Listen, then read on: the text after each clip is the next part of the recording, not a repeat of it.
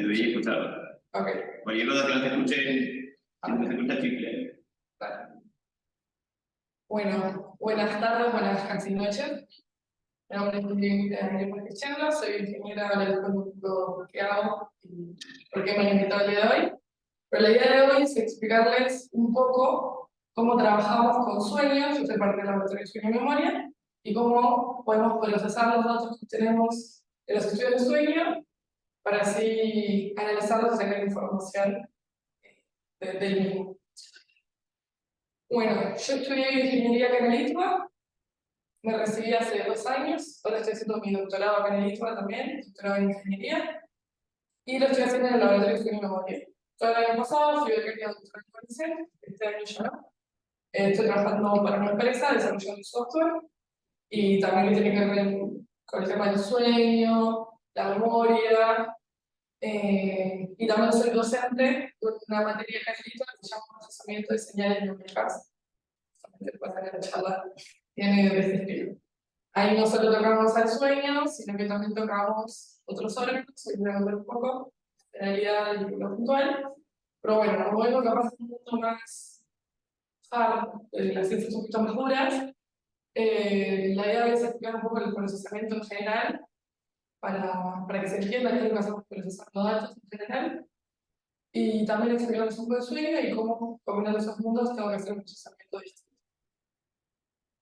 Cada vez que hablo de un tema, me gusta siempre dividirlo en estos 6 tópicos: qué, quién, cuándo, dónde, cómo, por qué. Y bueno, vamos a ir tratando de tocar el tema en general en cada una de estas partes, y voy a ir yendo y viniendo del tema sueño, neurociencia, procesamiento de datos, etc.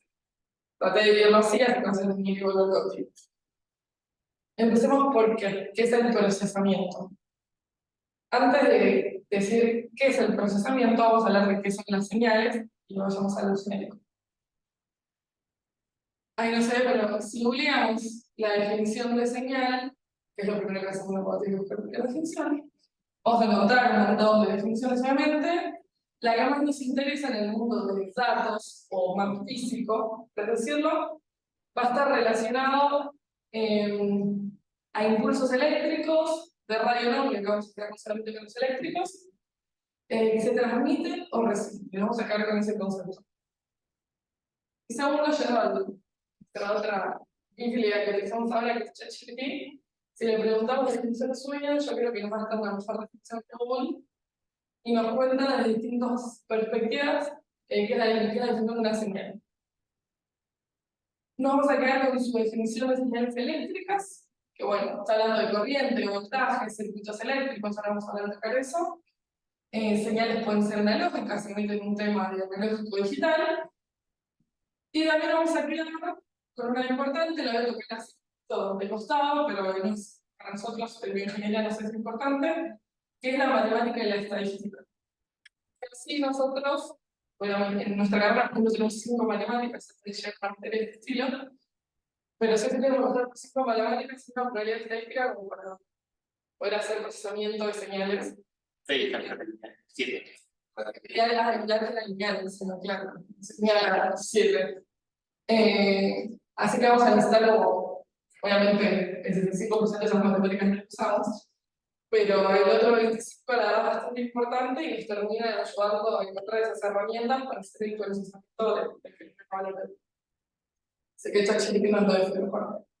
Por eso, para hablar de señales, me quedo con conjuntos de Google y ChatGPT, con 3 conceptos básicos que trata, es esto de transmisión y recepción de la energía a través del tiempo. Son los 3 módulos principales para empezar a hablar de qué es una señal en bioelectrónica. Justamente no vamos a hablar de cualquier tipo de señal, no vamos a hablar de satélites, por ejemplo, sino que vamos a hablar de señales biológicas. En específico, la bioelectrónica intelectual es más relacionado a la humana, pero podría tratar con estos. Si le agregamos el bio signal, lo tenemos que agregar en la definición un poco, extenderlo un poco más, y vamos a hablar del que va a transmitir esa energía, va a ser el propio cuerpo humano, en específico lo vamos a poner sobre el cerebro, y el que va a recibir esa transmisión de energía va a ser un sensor. en este caso un electrón. Y la energía en la que vamos a evaluar principalmente con cualquier bioseñal es eléctrica, pero sepan que hay otro tipo de energía química, sea de otro tipo. Vamos a hablar de energía eléctrica que vamos a querer medir con un sensor del cuerpo humano, movimiento del cuerpo humano. Y por último, el concepto, hasta la idea más importante, por el cual la estadística es tan importante, es el de evolución temporal. El cuerpo humano es un sistema dinámico, no está estático, sus actividades no son estáticas, están en continuo cambio, entonces eso lo tenemos que hacer en cuenta a la hora de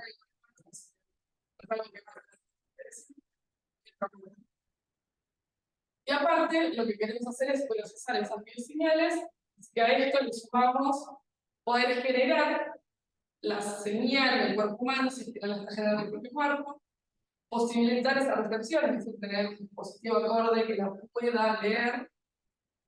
Y lo que nosotros vamos a agregar en el procesamiento es la cuantificación de esa energía eléctrica. Quiero pasar de un dato a una medición, medir esa magnitud física, entonces poder tenerla en un dato cuantitativo. Y por último, que sería lo más difícil, evaluar esa dinamismo que tiene la señal, es cómo va cambiando durante el tiempo, que sería lo más importante de lo que vamos a hacer. Bueno, puede ser que no. Pero déjame ver. La quedo de otras. A ver, también por otra. Ahí, Perfecto, que es un no. Bueno, esto se lo habrán usado en un montón de materias. Yo siempre les termino tocando.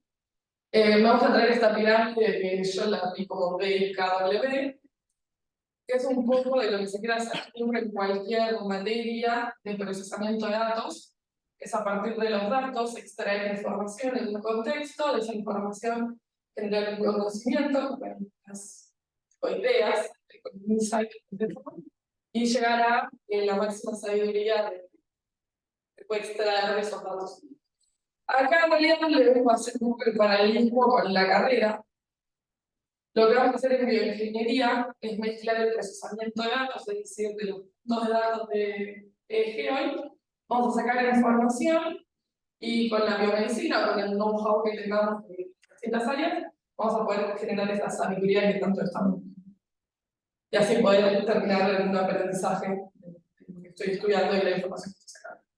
Entonces, por eso me gusta mezclar lo que tenemos en la carrera de procesamiento de señales, biomedicina, concluimos toda la pirámide, no sé si quisiéramos.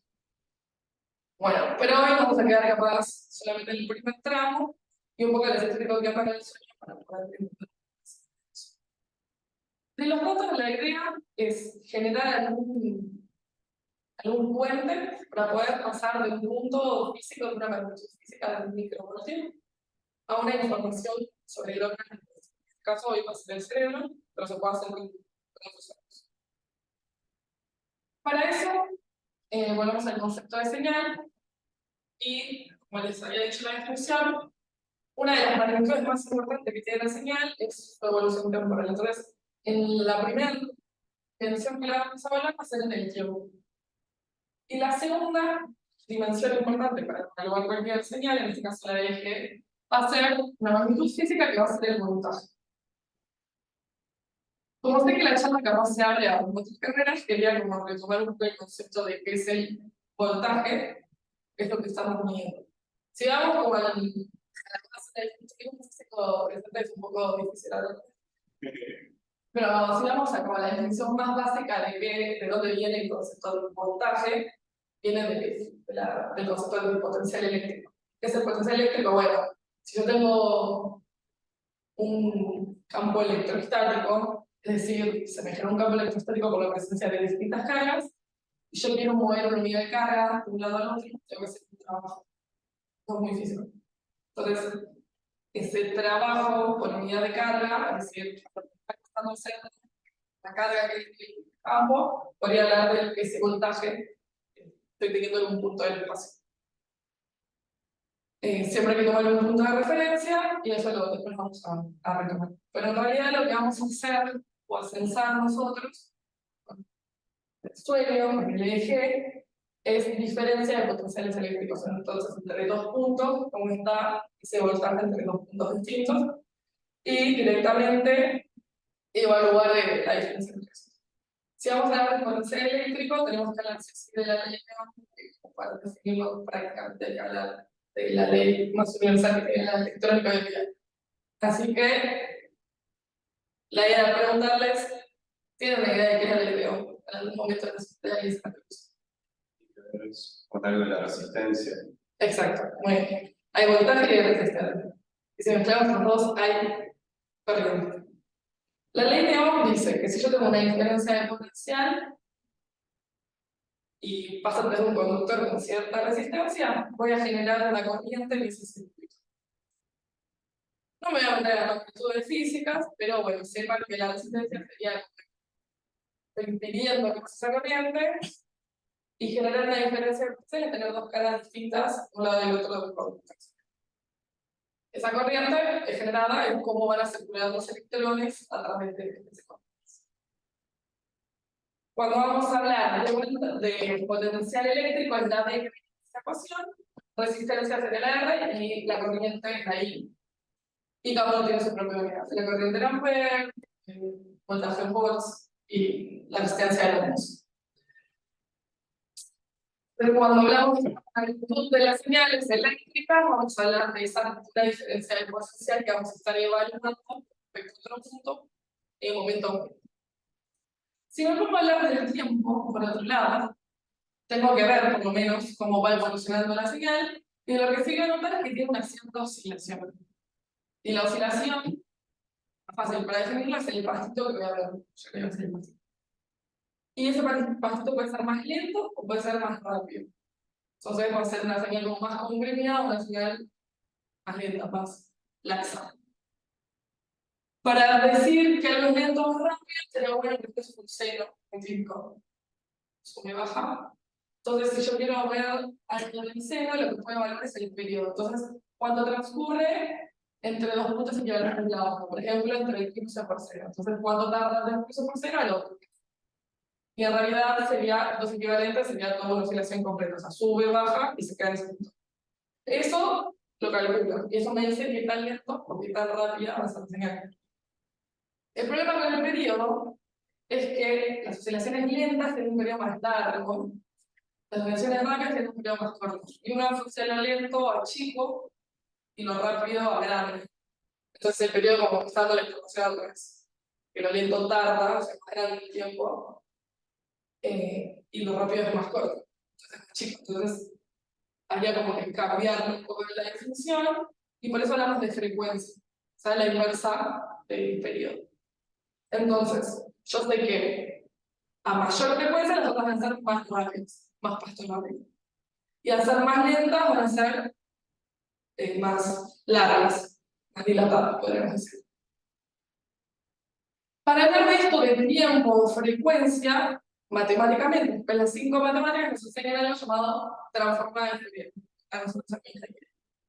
La transformada de Fourier es una cuestión bastante difícil de meter en la matemática. Como cualquier transformada de matemática es pasar, vamos a decirle, de leer las cosas de una forma a verlas desde otro significado. Y lo que vamos a hacer acá justamente es dejar de ver las cosas en tiempo y empezarlas a ver en frecuencia, o dejarlas de ver en frecuencia cuando empezar en tiempo con la antitransformada de Fourier. Entonces, lo que yo necesito para evaluar la señal primero es ir cambiando en estos dos espacios, va a ser el tiempo o la frecuencia. En tiempo voy a ver algunas cosas, me paso a frecuencia y veré la rapidez en la lentitud de la asociación. No me voy a meter en el detalle de la ecuación, pero prácticamente lo que representa esta parte de la ecuación es lo mismo, una serie continua y discreta, por nivel de caso, pero lo que hacemos es representar una señal con infinitos senos. Entonces, senos más rápidos o senos más lentos me van modelando toda la señal. Entonces, por eso, si yo tengo una señal, está compuesta por la suma de 3 senos distintos, sería esa la resultante, yo la veo hace tiempo, pero en frecuencia la voy a poder ver marcándome qué frecuencias están en esa señal. Entonces me va a decir una frecuencia lenta, una intermedia y una rápida. Obviamente acá voy a tener unos efectos específicos que cada célula. Pero entonces lo que yo voy a ver es, allá por ejemplo, la amplitud de la onda, y acá qué tan rápido y tan lenta está toda su composición. Volvamos a lo segundo. ¿Quién es el que me está generando esta onda? Bueno, viendo un poco de quién, bueno, no es un quién, sino es un qué, pero sería lo más parecido al quién. Obviamente, creo que también es la razón de todos estos seminarios, es el cerebro. Le hacemos un corte sagital, les voy a mostrar las únicas dos áreas que hoy más o menos vamos a estar tomando de análisis para lo que voy a hablar, que van a ser la corteza, que creo que sea un poquito más clara, ¿verdad? Y el hipocampo. Acá el hipocampo no está nada representado, pero dejémoslo en esa zona. La corteza que sería la más superficial y otra parte más interna, que bueno, también hablar con estudiantes de psicología de acá, yo siento me da miedo, pero está relacionado con procesos de memoria, y bueno, pocas cosas más. La corteza está mucho más especializada y tiene más que ver con los sentidos, con el procesamiento de los inputs que tenemos de los estímulos exteriores.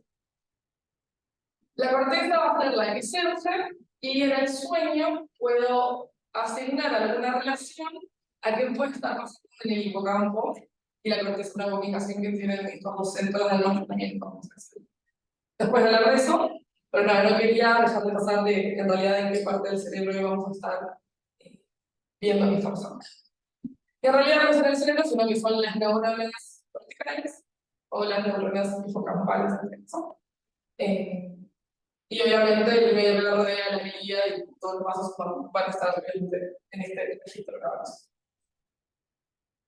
Cuando, bueno, en el sueño pasan todo esto que vengo hablando, el procesamiento del cerebro, cuando durante el proceso de estado que va a ser el sueño. Yo soy parte de la organización que soy la ingeniera de laboratorio, soy la especialista en sueños y memoria, pero sí creo que puedo contarles un poco de qué trata todo esto. El sueño lo definimos bajo tres conceptos principales.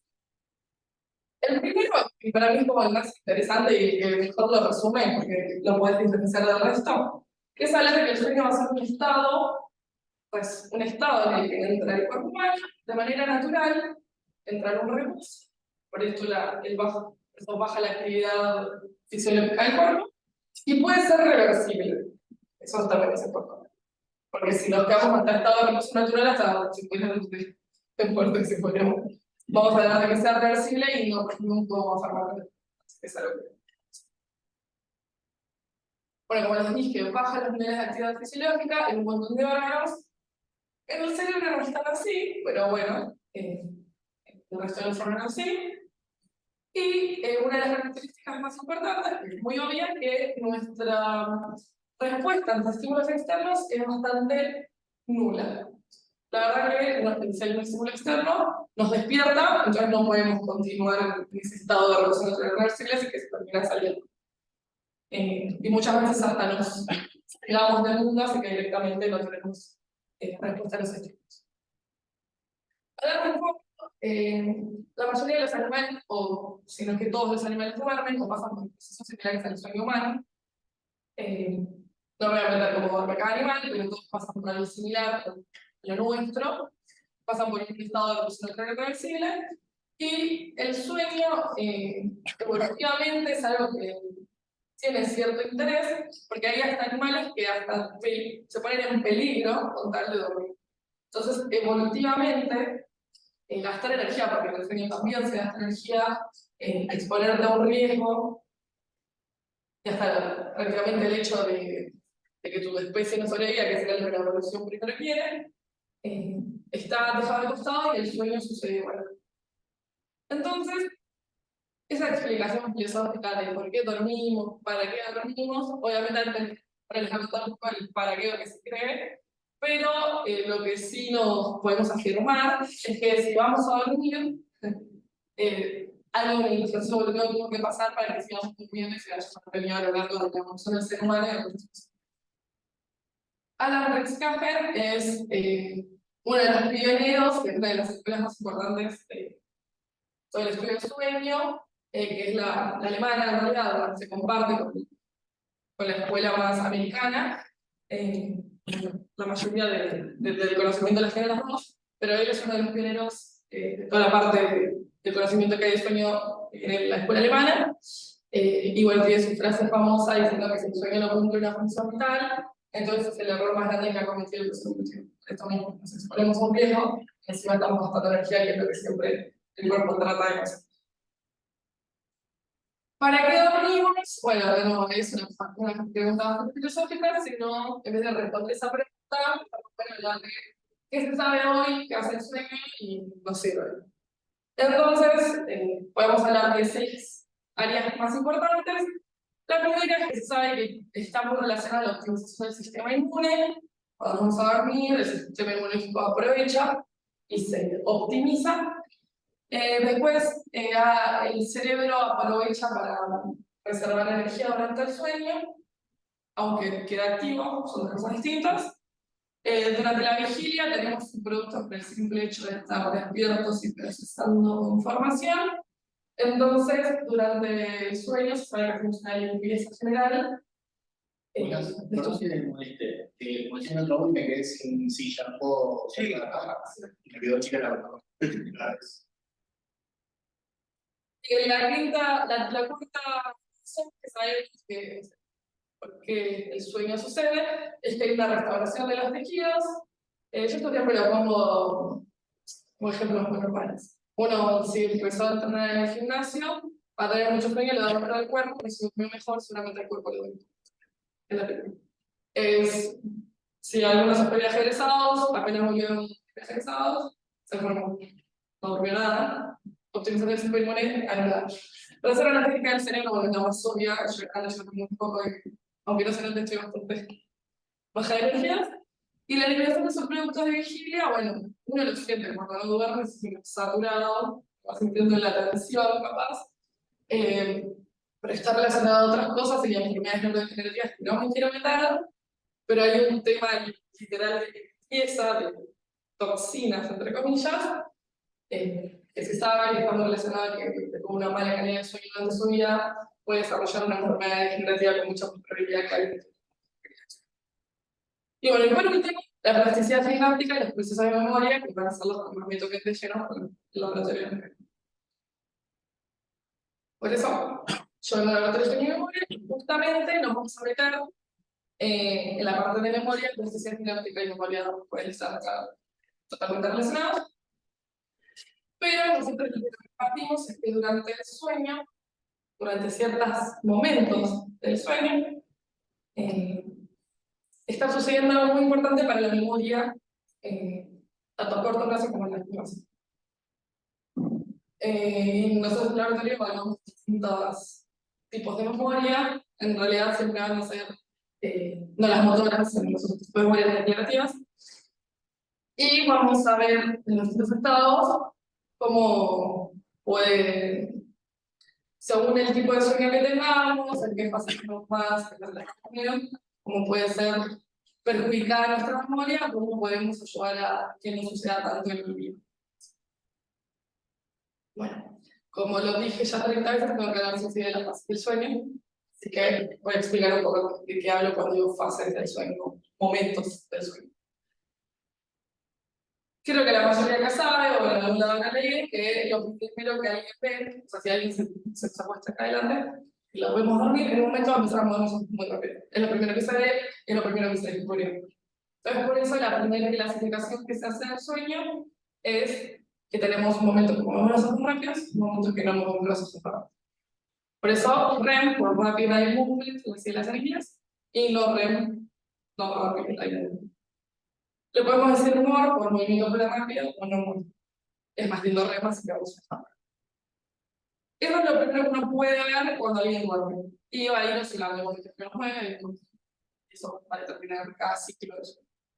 Pero internamente, en la parte que no movemos esos rápidos, podemos tener 4 fases distintas en las que estamos intentando dormirnos o ya dormimos. Es la fase 1, la fase 2, la fase 3 y la fase 4. Si leemos los libros de la American Academy School of Medicine, le va a decir N1, N2 y N3. Esa N3, en toda la escuela alemana, va a ser fase 3 o fase 4. Así que la podemos subdividir en dos a la que yo definí como fase 3. En general, en investigación, o por lo menos en el laboratorio de material, lo queremos dividir en dos partes, porque nos interesa cada parte para distinto experimento sobre la memoria. Entonces necesitamos esta subdivisión de la fase general, que le podemos decir sueño de ondas lentas, y después vamos a ver por qué, pero ya les está poniendo el nombre que tiene ondas lentas. Así que tenemos 4 fases de no REM y después el sueño REM. Acá les traigo más o menos un ejemplo de qué es lo que vemos en el eje en cada una de las fases. La primera que está arriba, que algo se ve, pero es estar despiertos. Así que, como ven un pastito chiquito y rápido. Ya cuando estamos en fase 1, que es una fase de transición a quedarnos dormidos, pues en la fase 2, la definición es de que ahí estamos dormidos recién en fase 2, no es como su definición, es más una transición. Lo único que vamos a ver es un ritmo muy presente, que va a ser un ritmo alfa, pero vamos a llamar eso, pero se ve que es una situación distinta, no es tan pastito, sino que es más ondito. Después, en la figura C, ahí ya tenemos la fase 2 del sueño, que tiene sus características. Acá le hice dormido, que es la primera fase de la que que estamos dormidos, y la D y la E es, acá está diciendo deeply asleep y super deeply asleep, o sea, dormidos pero muy, muy dormidos. En realidad esto tiene que ver con fase 3 y fase 4, acá la definición es más cualitativa que hace este libro, pero está bueno como para ver en general cómo se va ralentizando. Entonces, como les dije, después ondas lentas y empiezan a aparecer estas ondas lentas, este paso bien lento, y venimos de una transición de estados en la que, como vemos, se va disminuyendo lo rápido y se va quedando lento. Bueno, ¿dónde vimos eso? ¿De dónde viene toda esta información? Esa señal geométrica del eje. Así que ahora les voy a explicar específico concepto, cómo hacemos un eje, así entendemos cómo se terminó teniendo eso. Bueno, el eje proviene de la actividad eléctrica del cerebro. Entonces lo que queremos es escuchar eléctricamente, registrar eléctricamente la actividad de las neuronas del cerebro. En realidad no es del cerebro, sino que es las neuronas. Y no queremos escuchar, sino que queremos registrar la actividad eléctrica de las neuronas, así que en vez de un micrófono vamos a darle electrodos, que es lo que sensa la actividad eléctrica. Si hablamos de neuronas, tenemos que recordar muy brevemente que las neuronas entre sí tienen una comunicación muy especial y internamente ellas producen una actividad eléctrica que es la que nosotros queremos sensar. Entre ellas se comunican principalmente químicamente, con la sinapsis química, pero también algunas sinapsis eléctricas. Pero a partir de esta conducción de información que se ha dado tan específica y tan estudiada, es lo que se pudo terminar desarrollando. Me dije que puede evaluar la actividad eléctrica de varias de ellas. Si escucho a una sola neurona que nos tiene para decir, vamos a ver el típico potencial de acción y su suceso, que es solamente el impulso eléctrico a través de una propia neurona, evaluando los potenciales que tiene interna y externamente.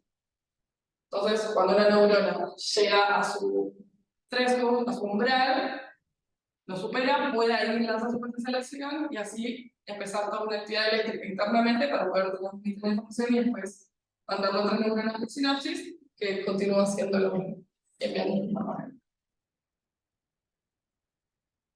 Si yo en realidad quisiera escuchar en el eje que está diciendo la neurona, no voy a ver una internamente, sino lo que quiero ver lo que termina diciendo al final. Entonces lo que voy a escuchar es ese final, que vamos a llamar actividad postsináptica. ¿Okay? Y lo de escuchar, como les dije, en realidad son electrones, entonces lo que vamos a hacer es sensar potenciales. Entonces, diferencia de potenciales.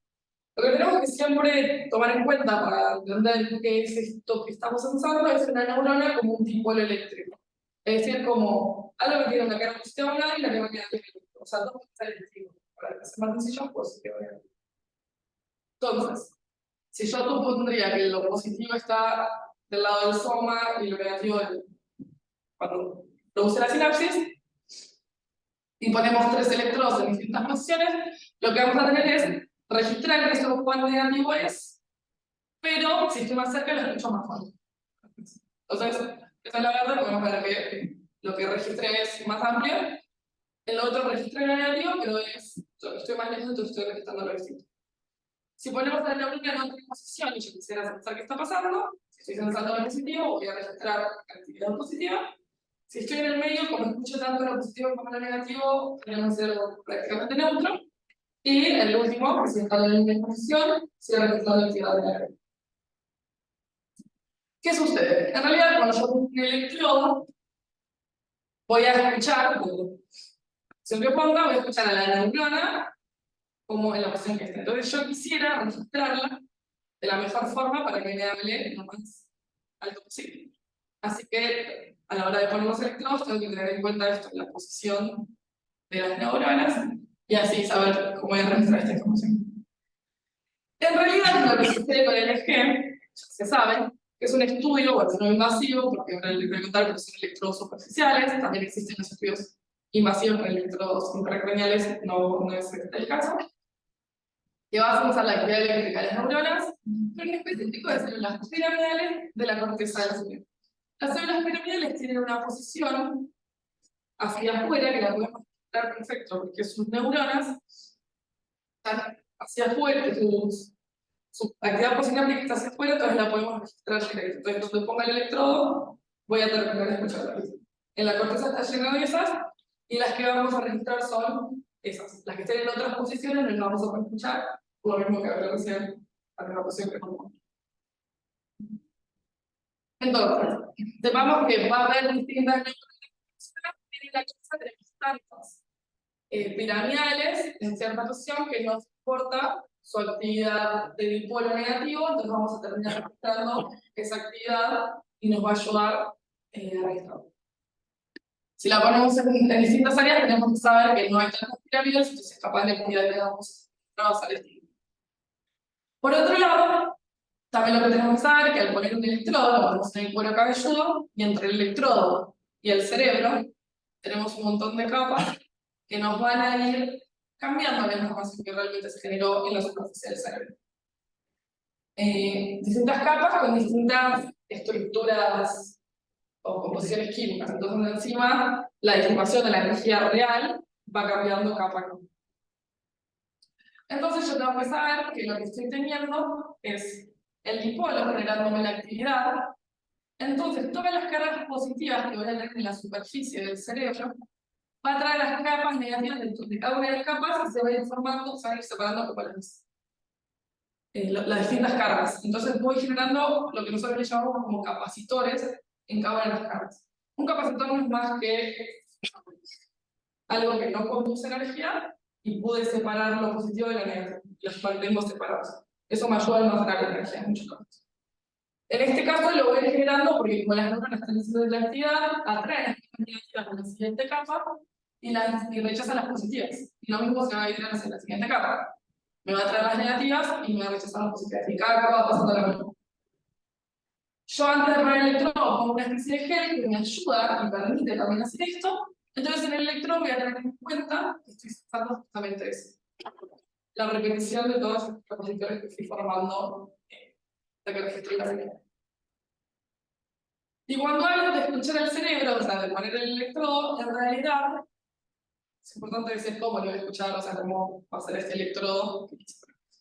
Y no solo es importante el electrodo, o sea, lo que va a registrar la información de la actividad eléctrica, sino que también es importante hablar de todo el procesamiento de datos que hay. Porque si yo pongo un electrodo acá y lo conecto a mi computadora, no voy a registrar nada, no voy a registrar ningún cambio potencial porque es muy chiquito. Entonces tiene que haber todo un procesamiento electrónico antes de yo poder obtener ese punto de datos en la computadora. Y es lo que les voy a contar un poquito de cosas. ¿Cómo adquiero cualquier señal que yo traigo? Bueno, lo primero que tengo que hacer es tener energía fisiológica, que ya la tengo el cuerpo humano, en este caso físico. Lo segundo es un transductor de ser necesario. Un transductor es un traductor de energías. Si yo tengo un transductor piezoeléctrico, son los típicos que uno aprieta y eso va bien, que tanto los aprietan les convierte en electricidad. Nosotros acá la magnitud ya la tenemos en electricidad, así que la vamos a poder sensar un poquito más directamente. Pero un transductor precisamente lo que nos hace es una traducción de energías. Si yo quiero ver qué tanto bien está pasando algo, medirlo, bueno, con eso eléctrico hacer eso. Eso es un tipo de transductor. Hay un montón, no voy a meter el dedo, porque es una eléctrica, así que ya está. Lo segundo que tengo que hacer, como yo les dije, la señal es muy chiquita. Los potenciales de acción están en milivoltios, si nosotros estamos hablando capaz de esas magnitudes. Estamos en 10 a la menos 3 voltios, es algo muy chiquito. Así que sí o sí tengo que hacer que esa señal sea mucho más grande para poder tomarla con la computadora. Entonces sí o sí voy a necesitar lo que se llama un amplificador. En ingeniería, en realidad, en bioingeniería, aprendemos lo que son los amplificadores operacionales, que es cómo amplificar la señal tomando una referencia y teniendo en cuenta los ruidos que me quiero eliminar, que yo sé que vienen, si vienen de los dos lados, me lo voy a sacar. Se me han ruido de modo. ¿Qué estoy haciendo? De paso, eliminando ruido que sé que no viene del cuerpo, que viene de otros lados, lo que estoy viendo con los dos canales. Y encima, como mido diferencia de potencial, voy a medir la diferencia de potencial de un punto con respecto a otro. Entonces voy a tener un lugar en el que quiero referenciar eso. Como no es el cero, sino como la diferencia. O sea, si acá tengo mucho de positivo y acá tengo mucho negativo, siempre voy a medir en todos los puntos cuánto me representa. Después les cuento los señales que usamos como referencia, pero siempre quiero medir diferencias de dos puntos que uno le voy a dejar pico y después el resto voy a medir. Y aparte de esto, voy a amplificar un montón la señal con un circuito eléctrico similar a este. No me lo voy a poner a explicar, pero sepan que es algo bastante importante en los equipos biomédicos y a mejorar y a tener en cuenta como inducir tanto ruido, así que tiene toda su ingeniería para. Aparte, como les dije, de tener una referencia, la puedo poner en distintas partes del cuerpo, mucha gente la usa en una parte específica del cuerpo cabelludo. Nosotros en sueño, la referencia la vamos a tomar en el mastoides. Y en los dos, así los centramos. Me contaron que antes lo usaban adentro de la nariz, algo horrible, por eso hay algunos puntos que siguen estando. Entonces lo que vamos a tomar siempre es la actividad eléctrica de algunas partes con el promedio del fondo. Sería como un punto medio, o sea, adentro del cerebro. Trato de simular eso. O sea, puede tomar uno y no habría ningún problema. Entonces, si tengo mucha actividad entre una referencia y un punto, tengo que saber que hay mucha diferencia entre cómo hablan las neuronas. Después, la tierra la voy a poner en el punto, el tercero que nosotros le decimos, y la tierra lo que nos hace es darnos el cero. O sea, cuánto mucho, cuánto negativo, y ahí me ponemos hacer ese signo, es decir, que negativo y que positivo. La tierra no es el más fundamental, pero es necesario para que quede todo un poco más ordenado en lo que estaría viendo. Y después a todo lo que tiene que ayuda realmente midiendo con respecto a la referencia, le vamos a llamar electrodos activos, porque van a estar realmente sentados y ahí es lo que voy a sacar el cuerpo. Si voy a la siguiente parte de este circuito, que es el típico circuito de cualquier dispositivo médico, tengo que hacer un procesamiento con la señal así, continua, como está, continua, y poder llevarla a como vive mi computadora, que es un tiempo discreto digitalizado. La diferencia entre lo análogo y lo digital es la continuidad del tiempo versus el tiempo discreto. Yo tengo algo contabilizado, por eso todo el mundo binario que editarse. Entonces, lo siguiente que tienen que hacer las máquinas es digitalizar la señal. Eso se suele llamar conversor analógico digital, un ADC. Lo anterior que acá dice Analog Signal Processing va a estar más relacionado a términos que no me interesan y ahora les voy a un poco de qué es lo que no me interesa y qué es lo que me interesa. Cuando yo hablo de digitalizar una señal, yo la quiero describir tanto en tiempo como en amplitud de manera discreta. Es decir, que me represente un bit de datos nomás. No, o sea, el 1,56822361, capaz de sacar un par de decimales y me lo quedo en el anterior. Bueno, hacerlo discreto, no en el tiempo corto. Tanto en amplitud como en tiempo. Si yo hablo de la amplitud de discretizar la señal, voy a hablar de la resolución de mi equipo. Cuando un equipo de alta resolución en general es porque nos representa muy bien todas las amplitudes. Me representa con mucha densidad en realidad, no muy bien, sino más cercano a lo que. Y si yo hablo de discretizar el tiempo, vamos a tener que hablar de vamos a tener que hablar de frecuencia y retomar ese concepto. Yo tengo una señal, vamos a discretizar la señal. Este es el coseno. Una señal genérica con una frecuencia específica. Tendrá una frecuencia sola o sola. Lo que yo hago es poner una grilla atrás para en cada puntito decir hasta que este punto de datos me representa, hasta que este punto de datos me representa. Lo que yo tengo que hacer acá es pensarlo solamente en tiempo, porque para mí hacer lo mismo, pero no nos interesa tanto porque hay más resolución. Acá el tiempo es acotado, que son las fotos que voy sacando de la señal por segundo y es lo más costoso. Lo otro puedo aumentarlo con un poco menos de problema. Entonces acá lo que vamos a ver es cómo le saco fotos en tiempo. Ahí está, en este escenario. Decidí hacer las columnas, entonces en cada lado que me toque la señal una de estas líneas verticales es donde voy a tener que discretizar esta señal en tiempo. Entonces todos esos puntos que fui tocando en tiempo es donde saqué la foto en este punto. En este momento está la señal, está en este punto. En este momento, este. Si yo me olvido de qué es lo que tenía y trato de reconvertir esta señal, bueno, me puede representar bastante bien el señal que tenía, entonces lo puede discretizar bastante bien y aquí tuvo la información y la representé. Y lo más importante, en realidad, es siempre seguir teniendo la frecuencia final. Si se fijan, es un signo bastante parecido al que tenía anterior. Si yo no uso otra grilla, que estaría en el caso límite, podríamos decir, que sería que me represente cada uno de estos picos, sube y baja, sube y baja. Lo que yo tengo es esto, y cuando le quiero convertir, a ver qué estoy teniendo, ahí me deja de pasar. Y ahí me dicen que no se escucha, pero recién. ¿Sí que tiene que escuchar o solo somos Katy? Ah, bueno, sí, es Katy. Ok.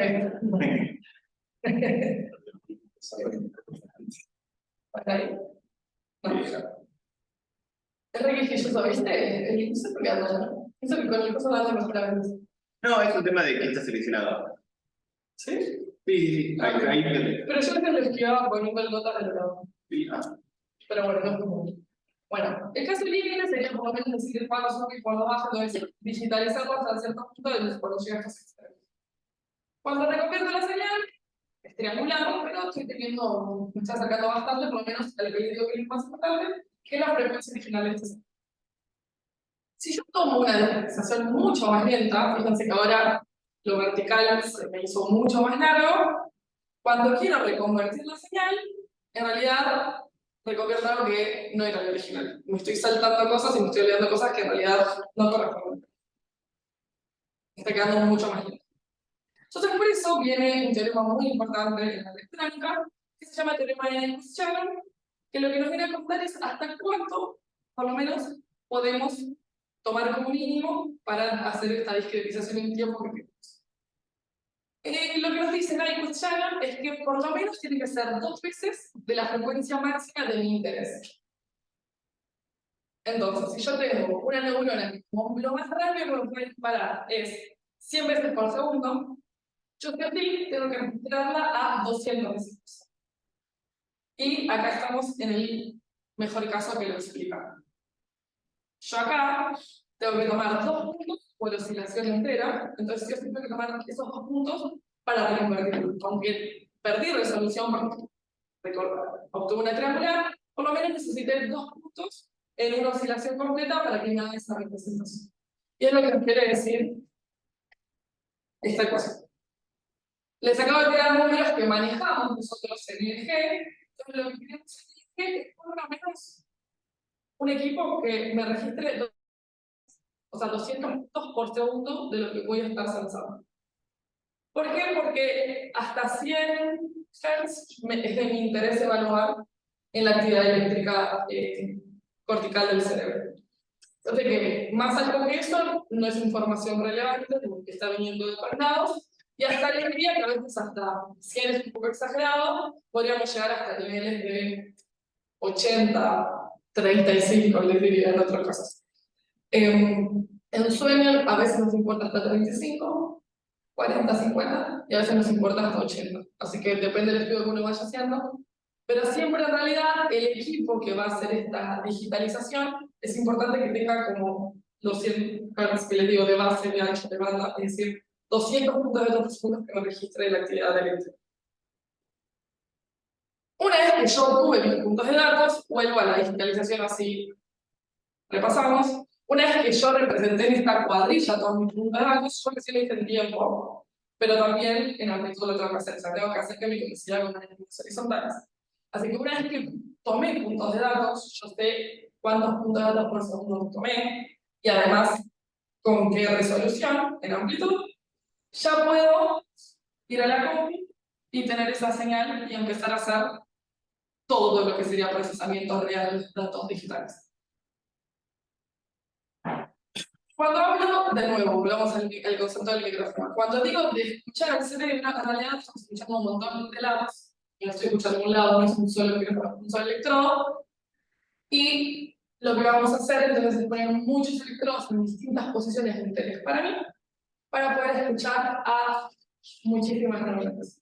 Entonces tengo que escuchar a muchas neuronas desde muchos puntos de lados, y encima los micrófonos me escuchan a muchas neuronas. Entonces escucho la misma neurona de distintos lados, y encima escucho en un mismo lado a distintas neuronas. Entonces como tengo una red bastante compleja. Eso lo que nos está adelantando en realidad es que si las neuronas están hablando todas en distintos momentos, voy a tener pastilla. Si están todos hablando al mismo tiempo, voy a tener ondita.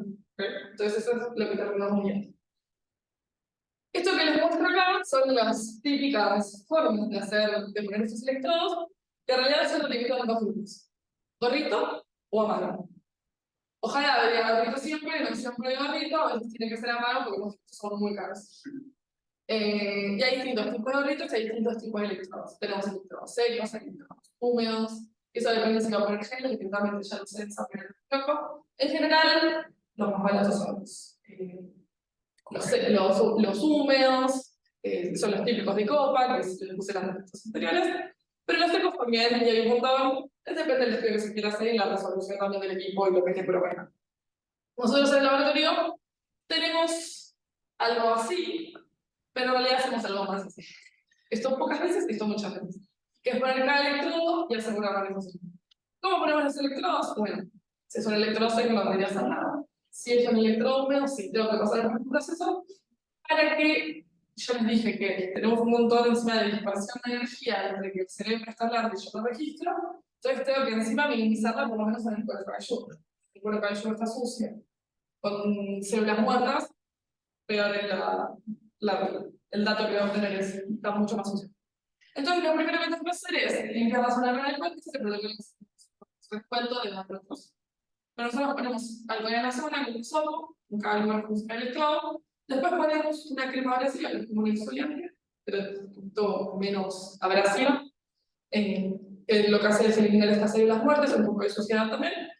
Y por último, con una crema cognitiva, acá vamos una genérica, la más común, pero hay otras, es hacer como el espacio vacío entre el electrodo y lo que va a sensar. El electrodo es un metal, ¿sí? Está sensado. Y en general tiene una forma de cubo. Y si yo lo pongo sobre la piel, tengo un montón de aire y el aire lo produce. Entonces tengo que rellenar el espacio entre el electrodo y el cuero cabelludo, pero algo que me conduzca lo mejor posible. Entonces tengo que rellenar con algo llamado crema cognitiva y que se rellene lo más completo que pueda. Y además tratamos de que encima pegue un poquito para aprovechar y que quede fijo.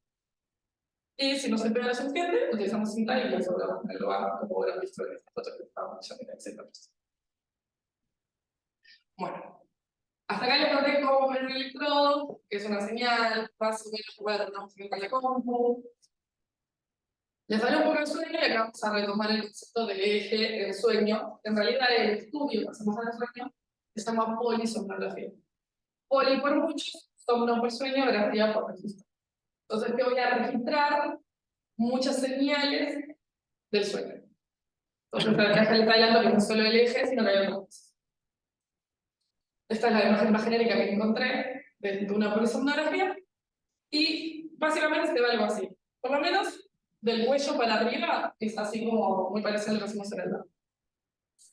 Las 3 señales básicas que vamos a registrar van a ser el eje, que ya le vengo hablando hace una hora casi, el EOG, que es el mismo concepto eléctrico, pero del movimiento ocular de los ojos. Así que lo que es senso son los músculos oculares, cómo se están activando y desactivando, que me está estrechamente relacionado con cómo los ojos.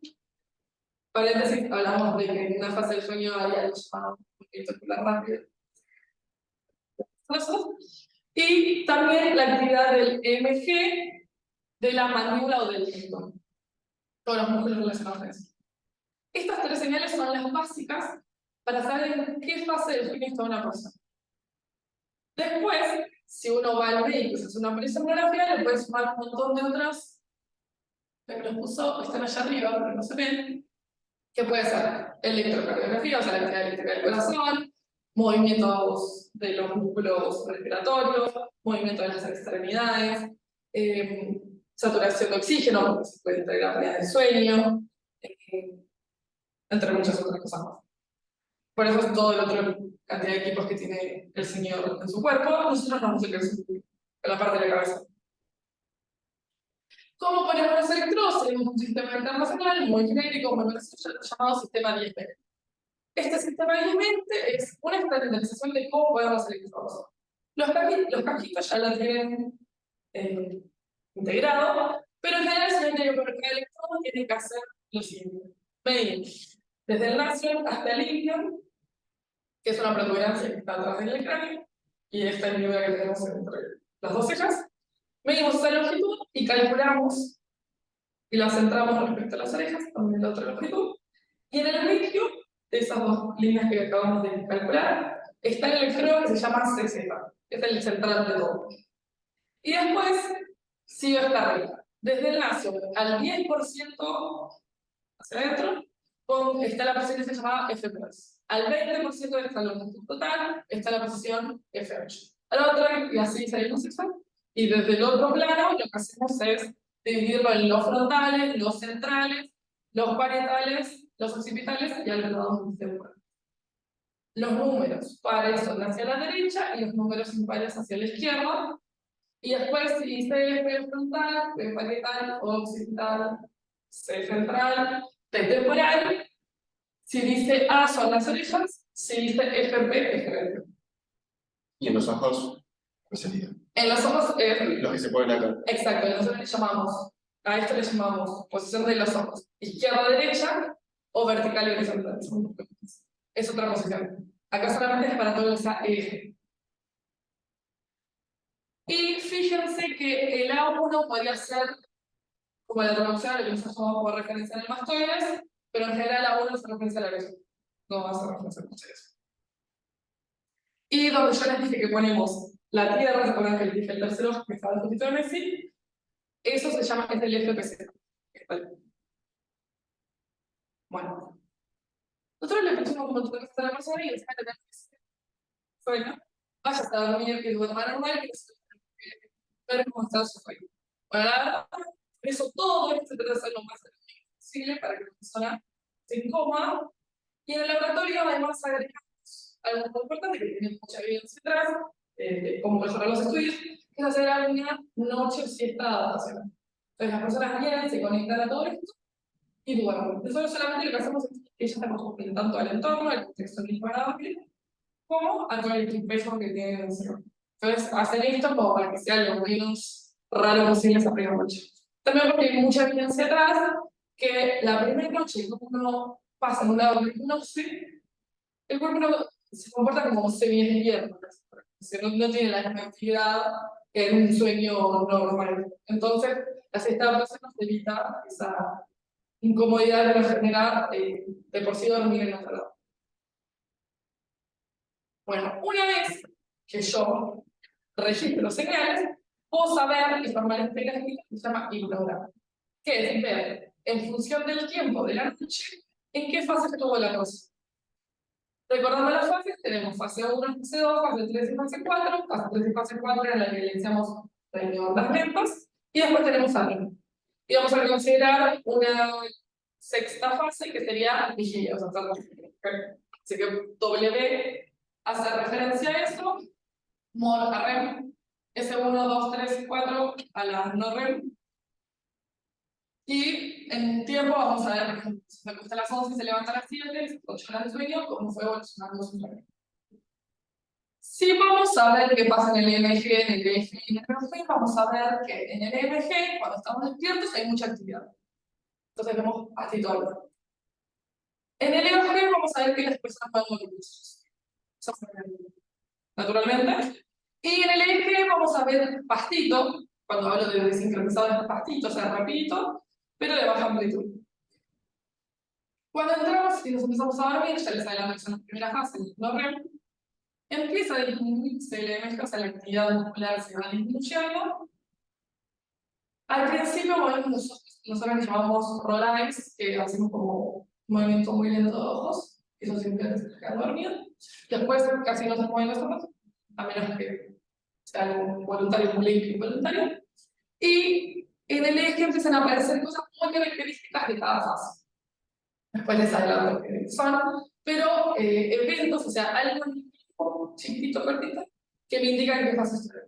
Sueño de otras lentas, sepan que seguramente va a tener con esto de la lenta.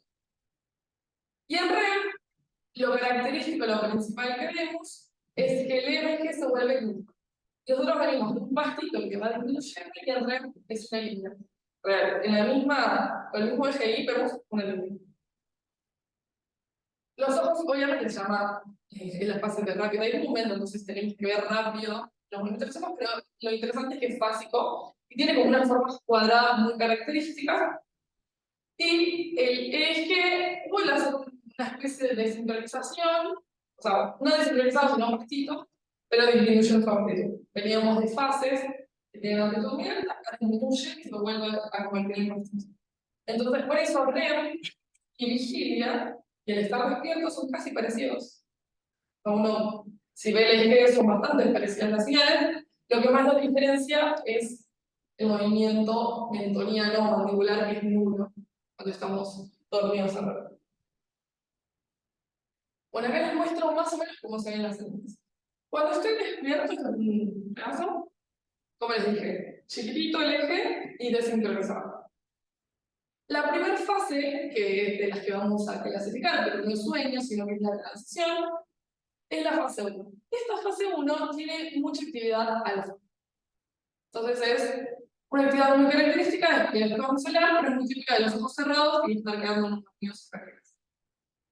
Después entramos en fase 2, que es la primera fase que nos dice que esta persona ya se volvió. Es la fase que nosotros hacemos un experimento y decimos, bueno, estamos haciendo un estudio, tenés que dar 20 minutos. Es la fase que yo digo, cuento 20 minutos de largo. Si yo veo la actividad de fase 2 en el registro de la compu, empiezo a contar los minutos. Ahora después les voy a contar qué es en específico lo que hagamos.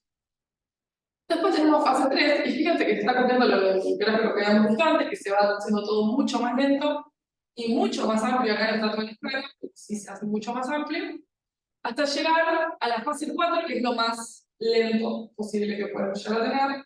Y por eso la fase 3 y la fase 4 es también a la que decimos sueño profundo. Y como yo les dije, esto que sea tan lento es que todos los niños están hablando al mismo tiempo, queriendo decir lo mismo. Hiperpolarizándose y despolarizándose al mismo tiempo. Muchas al mismo tiempo, yo registro las señales sincrónicas. Entonces veo señales en el trasero. Una pregunta, ¿es como que sincronizan las neuronas en ese momento? Exacto. En esta fase de sueño están todos haciendo lo mismo. Hablando igual. No sé si es lo mismo. Hablando igual. ¿Okay? Entonces yo estoy registrando que todas me dicen que todas vienen y todas se bien. ¿Okay? Entonces eso es lo que estoy viendo. Hay un poco la idea es que como es, o sea, son menos dimensiones, algo más simple, no estás computando tanto. El sueño es mucho mejor para procesar que la vigilia de la. Bueno, después de la fase 4, vuelvo a la fase 3, vuelvo a la fase 2, y ahí recién paso a mí. Y fíjense que REM y vigilia, tanto en mi fase 1 y fase 2 son muy parecidas. En eje son muy difíciles de diferenciar. La persona que está entrenada para diferenciar estas cosas se llama que sabe hacer scoring de sueño, le llamamos así a la que sabe diferenciar fases. Ahora les explico esa traducción al ignograma. Y es algo que tarda, y tenés que hacer un curso y estar varias semanas entrenándote hasta que puedes hacerlo con un porcentaje deficiente, ¿verdad? O sea, cuanto más lo hagas, más experto te ves. Después de REM, vuelvo y se repite todo. O sea, una vez que llegué a REM, pasó mi primer ciclo de sueño. Y cuando te dicen tenés que dormir entre 7 a 9 horas todas las noches, es para que llegues a cumplir 5 o 6 ciclos que eran recomendados. Todas las personas tenemos un ciclo de distinta longitud, aproximadamente la media es 90 minutos, entonces necesitamos 7 a 9 horas para que pasen todos los ciclos y tener el mejor descanso posible. Esto es un ciclo y tiene que volver en lo mismo. El otro día en clase me preguntaron, porque no está especificado acá, después de REM, ¿qué pasa? Bueno, se va a la fase 2 y quedó oscilando en todas estas fases. ¿Okay? Entonces, ¿qué pasó? ¿Qué hace la persona que hace un scoring? Agarra, se sienta durante 10 horas y ve una señal de eje, una señal de OC, una señal de MG, se explica las características y en específico que solamente 30 segundos de salvar. Y dice, esto es diferente. Y marca y ahora siguientes 30 segundos. Acá sí ese. Entonces, y ahí se va marcando cada 30 segundos y por cada sueños en qué fase estuvo cada persona. Se despierta, cada fase a 1, cada fase 2, 3 a 4, de 4 puede ir a 2, a 1, amor, o sea, REM, y así va oscilando. Lo primero que uno ve en cualquier arquitectura normal de sueño o más estándar es lo siguiente, que si uno agarra y ve cualquier 8 horas de sueño de una persona sana, de sueño, etc., lo que se reconoce a simple vista es que la primera mitad es distinta a la segunda. Entonces, al principio del sueño pueden estar pasando algunas cosas y al final otras cosas. Y tiene que ver con el sueño de ondas lentas y el sueño REM. Al principio, fíjense que hay mucha cantidad de fases 3 y 4 que con respecto al final hay mucha más que al final. Al final casi ni se llega en este caso. Y en contraposición, al final hay mucho más REM que al principio. Y acá yo un mini paréntesis y les digo, en general está más relacionado el sueño REM a el efecto de soñar como tren. Porque hay un tema con el español que sueño es soñar y es dormir, entonces es muy difícil, acá por eso la analogía en inglés. La parte, el sueño REM está mucho más relacionado a todos los estados cognitivos relacionados al sueño. Entonces,